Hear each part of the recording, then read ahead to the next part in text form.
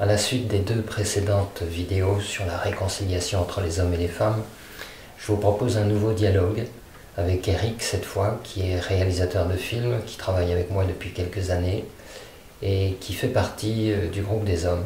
Nous allons regarder ensemble les grands axes de cette démarche de réconciliation du côté masculin. La démarche pour les hommes, il y a 2 grands axes.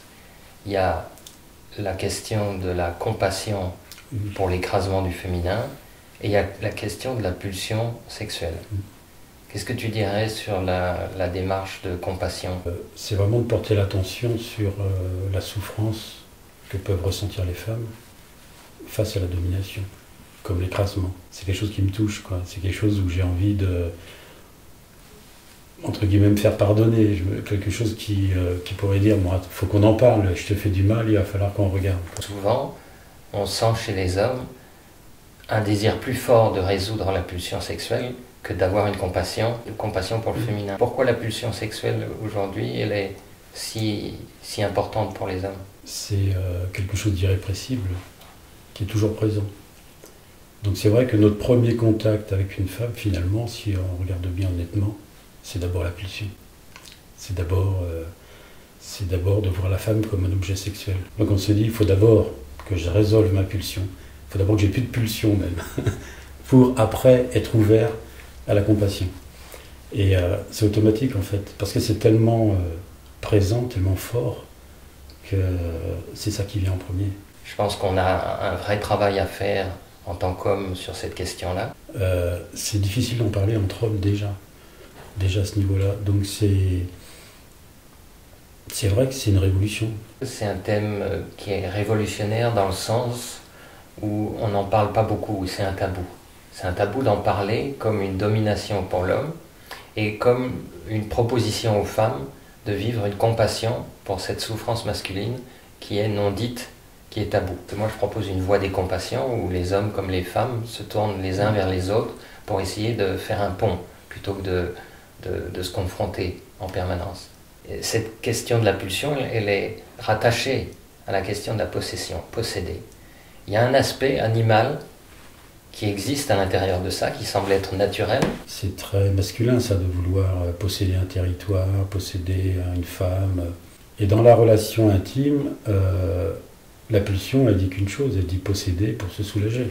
Donc il y a une dimension animale. Est-ce que tu penses que ça peut cohabiter? Qu'est-ce que ça va être le futur de la pulsion masculine? Est-ce que c'est faire cohabiter la possession avec l'âme, c'est-à-dire ce que moi j'appelle amener l'âme dans les relations intimes, hein? On fera des ateliers à ce sujet-là en son temps. Est-ce que ça peut cohabiter? Ou est-ce que ça évacue? Est-ce que l'âme évacue la pulsion, la possession, la domination? Qu'est-ce qu'elle évacue?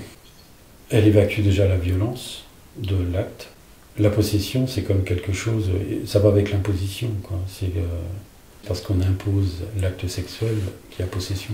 Et en fait, le fait de dire qu'on amène l'âme dans la relation intime, c'est amener la complicité spirituelle. C'est que c'est pas seulement un homme, une femme avec une demande sexuelle ou une demande affective. C'est aussi quelque chose, c'est une exploration ensemble. On va explorer peut-être des territoires inconnus, mais on le fait ensemble. Il y a des aspects, par exemple, du féminin qui ne se sont jamais révélés, qui n'ont jamais été mis au grand jour, mais ce sera la même chose pour le masculin, même si pour le masculin, il y a toujours eu plus de place pour s'exprimer. Ça ne veut pas dire que le masculin a toujours montré toutes les nouvelles facettes du masculin. Une façon de gérer la société qui est très masculine, c'est clair. Donc qui place un doute immédiat sur les compétences de la femme, même si elle se trouve compétente. Voilà, dès le départ. Puisqu'il y a quand même le mansplaining, où il y a cette histoire de certaines femmes qui se font expliquer des choses qu'elles connaissent parfaitement et qu'elles ont même inventées parfois. Il y a quand même, par une forme de mépris larvé masculin dans la société, le fait de mépriser le contexte de la femme, de mépriser son émotion, de mépriser son effort, fait que ce qui est dit par l'homme est souvent à côté de la plaque, hors sujet, grossier. Et ça existe encore beaucoup aujourd'hui, même chez des hommes qui essayent de faire un effort, on sent que ça reste un effort, quoi. Et pour éviter les gros sabots, justement, la voie des compassions, c'est intéressant parce que ça oblige aussi à ressentir à être au niveau de la sensibilité. S'il y a gros sabots, il n'y a pas de sensibilité. C'est ça. S'il n'y a pas les gros sabots, on se retrouve avec une sensibilité qui est présente ou une vulnérabilité qui fait que, bon, là on est obligé de parler à ce niveau-là, quoi. La logique féminine, c'est que ça c'est un jugement très fort chez les hommes. Et on le voit dans le monde de l'entreprise, par exemple, une femme qui arrive et qui va parler à sa façon sur un problème ou un sujet qui est déconcertant pour l'homme et qui en fait va le faire quitter un peu son piédestal de dominant. Il est un peu, ça vacille. On arrive avec un point de vue qui est un peu étonnant et hop, ça vacille. Et en fait, au lieu de voir que ça vacille, hop, on a une réaction en disant mais c'est la logique féminine. La logique féminine, c'est pas forcément une logique objective. C'est-à-dire que la femme peut aussi exprimer des choses qui sont déconcertantes parce qu'elle sent que les choses ne sont pas sur le bon plan, qu'il n'y a pas d'ouverture. C'est ce que j'allais rajouter, ouais. C'est ça. C'est-à-dire que j'ai été surpris aussi plusieurs fois et déstabilisé par des phrases de ma compagne. Et en fait, qui m'emmène vers des strates plus profondes, vers un ressenti ou un sentiment, une intuition, quelque chose qui vient des profondeurs. Le réflexe, c'est de retrouver sa position et donc d'écraser ça un peu. D'écraser ou de ne pas y tenir de l'importance. Mais j'ai ouvert plusieurs fois avec ma compagne. Cet endroit-là, même si sur le moment ça déstabilise, je comprends pas, je laisse rentrer, quoi. C'est ça. Et ça crée une rupture dans le système masculin. Ouais. Et si on s'y ouvre, on se rend compte qu'au-delà de ce qui était dit, qu'on ne comprenait pas, ça amène sur un autre plan. Et quelque chose qui élargit vraiment. Il y a intérieurement. C'est intéressant de dialoguer avec toi de ce sujet parce que tu es une des personnes, des masculins du groupe des hommes qui a une des plus fortes structures masculines. C'est-à-dire qu'il y a beaucoup des stratégies masculines qu'on a vues chez toi, que tu as reconnues chez toi, et c'est intéressant parce qu'on voit le chemin que tu fais. Mais quels sont tes points de souffrance? À quels endroits tu as l'impression qu'il y a encore une implication personnelle? Ma faille, c'est je me sens impuissant. Et donc je vais adopter des comportements pour assurer, des stratégies pour assurer. D'accord. Donc dans les situations où je n'assure pas, je me retrouve sur la faille. C'est pas facile à vivre, hein, parce que à ce moment-là, il y a une sensation de gouffre. Là, tu existes que si tu assures. Donc voilà. C'est ça qui fait la force de ta structure masculine, c'est qu'il se trouve que justement ta faille, la notion de conscience de la faille dont je parle, chez toi, elle est en rapport avec le fait d'assurer. Donc ça peut que renforcer la structure masculine classique. J'ai une stratégie très forte, moi, qui est qu'il faut absolument assurer. Absolument. Donc, si je me retrouve en difficulté, si je me retrouve dans des moments de faiblesse, systématiquement, il y a la stratégie, un peu comme une irrépressible, qui va dire « Hop, je vais retomber sur mes pieds, je vais assurer ». Donc même, je me suis vu comme ça, même des moments où, effectivement, je reconnais une faiblesse en moi, mais très vite, la stratégie dit « Ok, j'ai vu la faiblesse, tout va bien ». Très vite, la question, c'était la survie. La question était comment je vais m'en sortir de ça. Et donc, à ce moment-là, c'est la stratégie qui prend le dessus. À la fois, je peux montrer cette vulnérabilité, je peux la montrer quelque part. Il y a un début de sensibilité qui arrive, mais en même temps, il y a aussi cette énergie. Pour éviter d'être pris dans sa stratégie de survie, l'outil, c'est la vulnérabilité.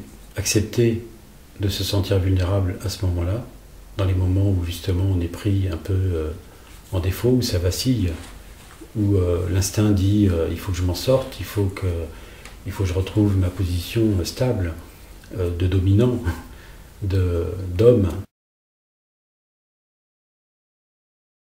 Qu'est-ce qui est difficile pour un homme au moment où il vit la vulnérabilité?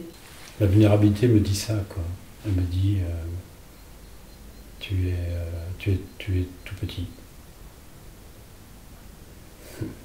Et en même temps, tu as quand même envie d'y aller parce que ça amène vers autre chose. Il y a une partie de moi qui a envie, qui accepte, je sais pas, mais en tout cas qui a envie d'aller vers cette vulnérabilité.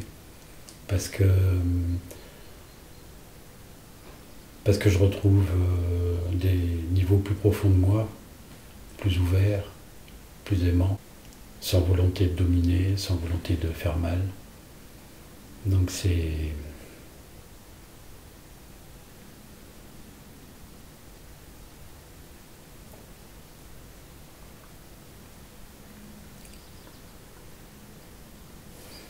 ce qu'on veut.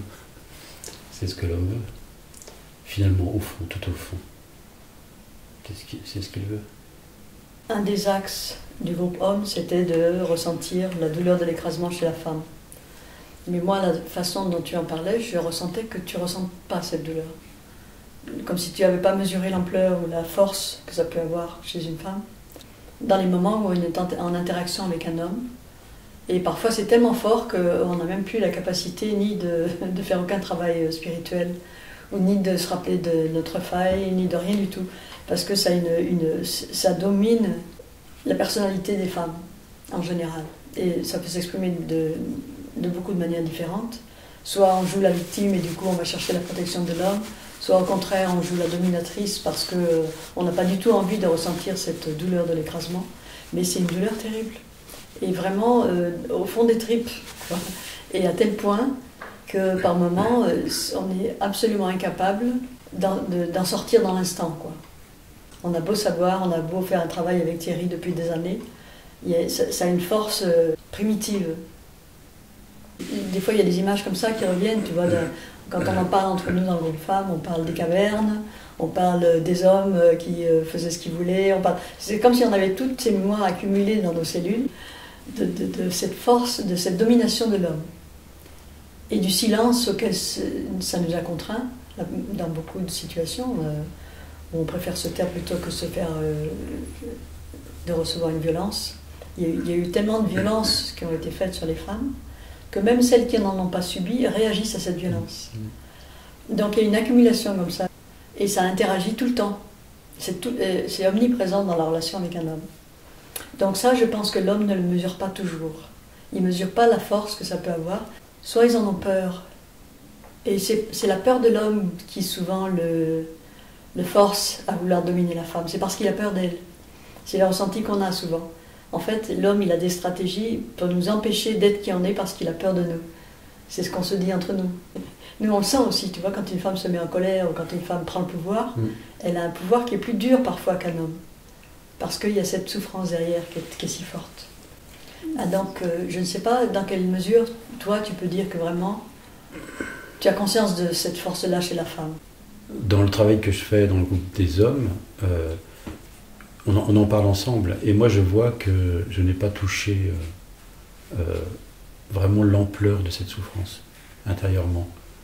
Je sens que je ne suis pas en contact vraiment. Si tu avais conscience que c'est là et de la force que ça a, tu le verrais beaucoup plus à l'œuvre que tu ne le vois maintenant. Parce que ça a développé des stratégies à l'infini chez la femme. Elles ne se sentent pas exister au point de pouvoir dire la vérité de qui elles sont, directement, franchement, honnêtement, en face d'un homme. Disons que ça pourrait encourager aussi un dialogue qui est fondé sur une écoute mutuelle, où on laisse la place à une forme d'expression différente, par exemple. Tu vois, plutôt que de vouloir corriger ou aider. J'ai fait cette proposition de la compassion pour la souffrance de l'écrasement chez les femmes parce que je l'ai ressentie à l'intérieur de moi. Donc si je la ressens, je suppose que n'importe quel homme peut la ressentir. L'avoir ressentie, ça veut dire l'éprouver à l'intérieur de soi comme si c'était un vécu personnel, comme si c'était un vécu masculin. Donc c'est pas un vécu masculin, mais il y a une ouverture au niveau de la strate du sentiment qui à un moment donné fait qu'on ouvre des portes sur des domaines qui ne sont pas les siens. C'est un peu comme quand quelqu'un prend conscience, par exemple, qu'il y a des gens qui vivent une autre vie en Afrique, qui peuvent avoir faim, qui peuvent être privés de choses dont on sort de ces privilèges et on s'ouvre à des réalités et on les ressent à l'intérieur de soi. Donc je pense que n'importe quel homme peut le ressentir. Mais il faut vraiment s'ouvrir au bon endroit. C'est que j'ai eu des expériences intérieures, comme s'il m'était donné de ressentir quelque chose qui n'était pas moi. Il n'y a pas que cette souffrance-là, il y en a eu d'autres, je vous en ai parlé il y a quelque temps. C'est un enseignement, ça amène à comprendre quelque chose sur l'histoire de l'humanité, sur l'odyssée humaine, qu'on ne comprend pas si on ne s'est pas ouvert à ça. Donc c'est douloureux, et c'est pour ça qu'il y a une hésitation. Donc la dernière fois, dans la vidéo, on a terminé par l'idée que le dialogue entre l'homme et la femme pourrait être vraiment une aide dans cette réconciliation et dans ce cheminement vers la compassion pour la souffrance de l'autre. Comment est-ce que tu vois ça? Comment est-ce que tu vois ce dialogue? Donc ça doit être un dialogue, à mon avis, qui doit être initié à partir des strates plus profondes. Dans l'ouverture, donc ça veut dire dans une complicité spirituelle. Il ne s'agit pas de faire les comptes. C'est de poser les choses sur la table, de voir les incompréhensions dans cette complicité spirituelle, quoi.